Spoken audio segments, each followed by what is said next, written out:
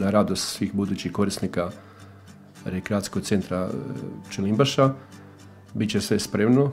Sad smo evo nazad 2 dana pozvali i firmu za test, da dođe da snimi, da pregleda učnicu i mislim da ćemo biti spremni sa uporabnom dozvolom, znači konkretno od Ministarstva prometa da nam da prije nove godine, znači.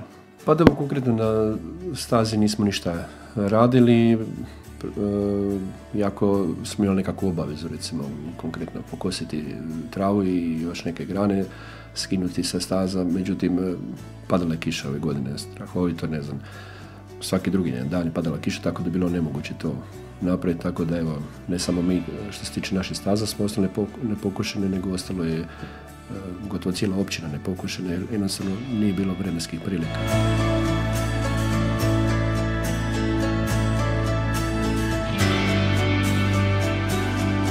Nažalost, imali smo tu nesreću da poslije silnog ulaganja utrošenih novaca, velikoga truda kojeg smo uložili zajedno sa općinom Mrkopalj i Primorsko-goranskom županijom, dogodilo se elementarna nepogoda u vidu ledoloma i nanijela je dodatnu štetu. Znači, ono što je bilo kvalitetno pripremljeno, preko noći je palo u vodu. Znači, naši su planovi glavno da se kandidiramo za EU fondove, a pretpostavka toga da riješimo imovinsko-pravne odnose. I tu smo isto jedan veliki odmak napravili zajedno sa općinom Mrkopalj. Da, bilo bi lijepo da naćemo nekoga privatnog partnera, međutim, vidite sam kakva je situacija, da dosta teško idu neke stvari koje su od većih značaja u ovoj državi.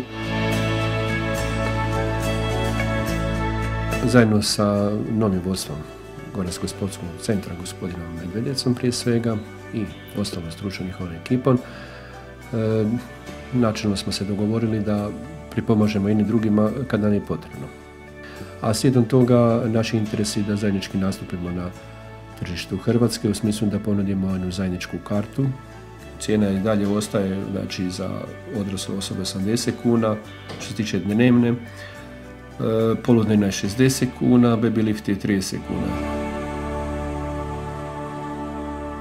Konkretno što se tiče begovog razdolja, poslali smo svim posjedovnicima i vlasnicima zemljišta jedan predlog ugovora i poziv da se odazovu u smislu toga da zajednički riješimo. Znači, mi smo zainteresirani taj projekt pokrenuti, bez obzira na nekakvu recesiju i financijsku situaciju, samo uz uvjet da vlasnici i posjedovnici zemljišta neki način dozvole.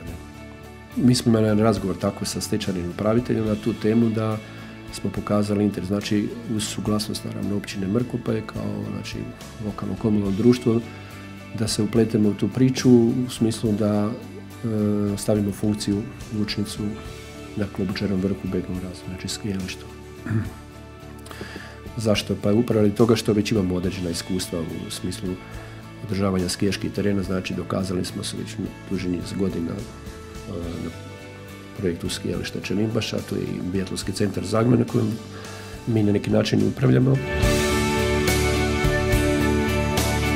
Nekoliko sezona je zatvoreno baš skijališta, ali to od prošle godine zatvorili su i hotel, premda osobno smatram da je on treba ostati u funkciji jer je bio spreman, imao je ljude, imao je nekako iskustvo, u smislu toga imao je popunjeno, recimo pred Novu godinu dan su bili popunjeni, ali nažalost zakonodavac, odnosno vlasnik koji je upravljao do tada nije imao snage dalje da to prati.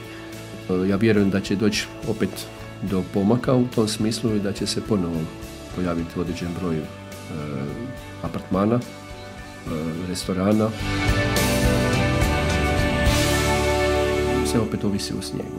Ako bude snijega, mislim da ćemo biti spremni. Uglavnom imamo 2 stroja za gaženje snijega, oni su spremni, napravili su kvalitetni servisi još prošle godine, tako da ovisimo jednostavno o snijegu, a onda o tom potom druge godine već imamo nekakve druge planove pa ćemo vidjeti.